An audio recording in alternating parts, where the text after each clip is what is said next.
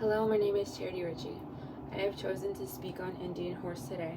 I know it's more of a difficult and traumatic film to be speaking on, but I feel that it is an extremely important film that gives viewers an accurate portrayal of the traumatic experiences that Indigenous people have faced in the residential school system.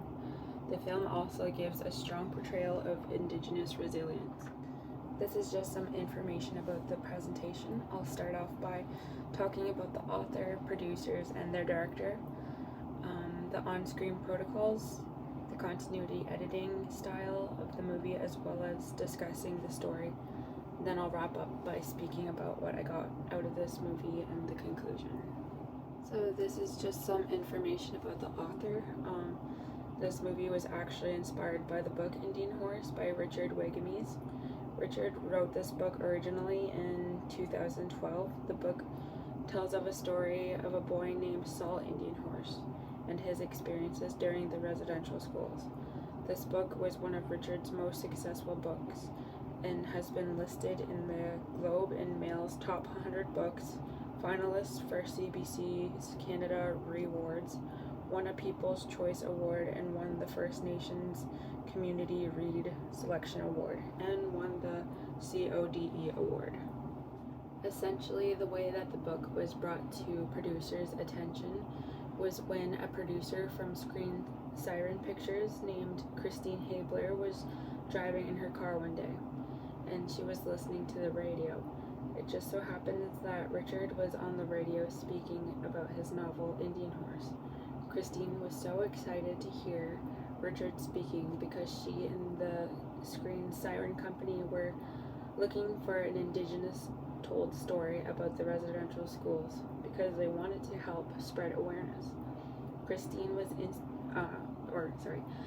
instantly got in contact with the company she is a part of, and they got a hold of Richard and asked him for his consent and permission to tell his story through film, and also asked him to be a part of the directing process, and Richard agreed a few days after the proposal to have his story told through film. The producing company, and as well as the movie director, Stephen Campanelli, forgive me if I'm saying that wrong, made it very clear that the movie would be dedicated to Richard's words as much as possible. And here is a short clip just to get a feel of what the director is like and some of his words. Director Stephen Campanelli says it's a story he had to put on screen. I read the book and it hit me like a gut punch. It was unbelievable how shocked and angered and embarrassed I was. Campanelli's a longtime member of Clint Eastwood's film production crew. He says when Eastwood saw the film, he was stunned and asked Campanelli how he could help share this story. People know about the story. I said, well, if you can lend us your name for the movie, that would help, and he did.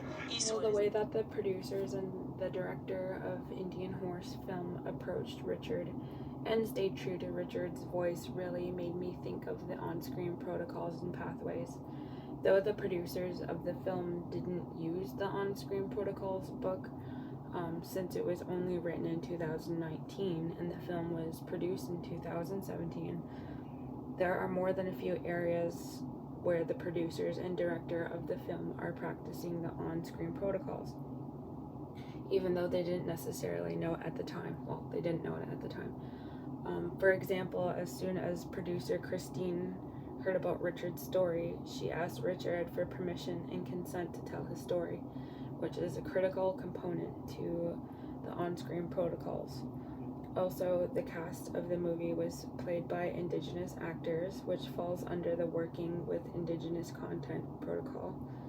Also, Christine and Stephen made it clear and emphasized that they're going to produce Richard's story as accurately as possible and ensured that he would be a part of the production and script process as much as possible.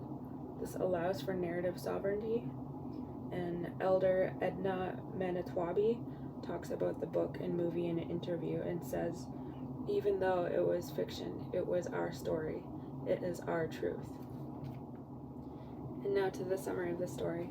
And I'll also be talking about different aspects of the film as well as some continuity editing techniques and the shots throughout the movie. At the beginning of this movie, Saul Indian Horse is originally living with his family, and as you can kind of see in the picture, I know it's pretty difficult to see clearly, but in this image, Saul is with his family in the bush. We're able to tell this because of the long shot and establishing shot in this part of the film, which allows us to see the landscape and lets us know where they are. Saul is with his family, but things quickly begin to change. Saul's parents have to leave, and so Saul ends up staying with his grandmother until the weather begins to change. Then they aren't able to live by themselves, so they begin to travel by foot and by canoe to go live with relatives. Unfortunately, during their travels, the grandmother falls sick and ends up passing away. Saul is found by residential school workers and is then taken by force to the schools. This is a medium close shot, which helps us to better see the actor's emotion during the film. You can see Saul is scared with his hands on the windows here, trying to call out for help. In this picture, there is a match cut because Saul was in the car, which was still in the bush, and now he's at the residential schools, and we can tell this by the building with the cross on it. Also, I think this can be an establishing shot as well. Saul is now a prisoner of the residential schools, which we can see in this medium long shot. We can see how they are being forcibly sterilized by the nuns. You can see on the side of this picture, the nun is carrying the sterilizing substance, while the boys are standing there in pain. Saul quickly becomes aware of the mental, physical, and emotional abuse, as well as the cultural restriction that is in those schools. And in the first picture here, they're using a high angle, and it's giving like a God type of view. Ironically, you can see Jesus on the cross, and below him are the indigenous children scrubbing the floors. Throughout this part of the movie, it shows the abuse, neglect, malnutrition, child labor, and violence that the children have to face on a daily basis. In the next picture beside it, mostly throughout the whole movie, the lighting is very specific. In this shot here, it's very dark, dingy, and gray looking, which helps to create a fearful, uncomfortable, and dark vibe, if you will, on this part of the film as well as other parts of the film. In this next shot, we could see that the 180-degree rule is being applied, and towards this part of the movie, Saul is beginning to learn how to skate and play hockey. Father Gaston shows an interest in Saul and begins to teach and encourage him to play the sport. Over the years, Saul becomes a really great hockey player and even leaves school after he's old enough to play professional hockey. However, we learn that over the years, Father Gaston's interest in Saul were for the wrong reasons. Saul faced a tremendous amount of sexual abuse from Father Gaston during his time at the schools, which significantly affected him, especially in his adult years. And as I said before, Saul went on to play professionally. However, he faced a significant amount of racism and discrimination during his career, even from his own teammates. Then here we can see that the endless amount of racism and past trauma from the residential school caused him to leave his hockey career, and he went into alcoholism, depression, poverty, and sickness.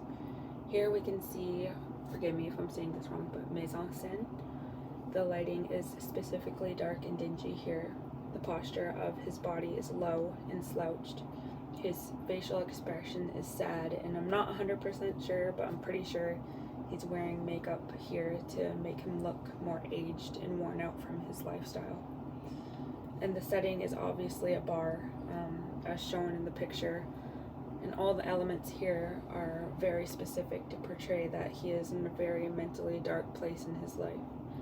I think that this movie and the continuity editing really displayed and allows viewers to accurately see some of the terrible events that have happened in the schools, as well as the trauma and also the residual effects that happen to the survivors.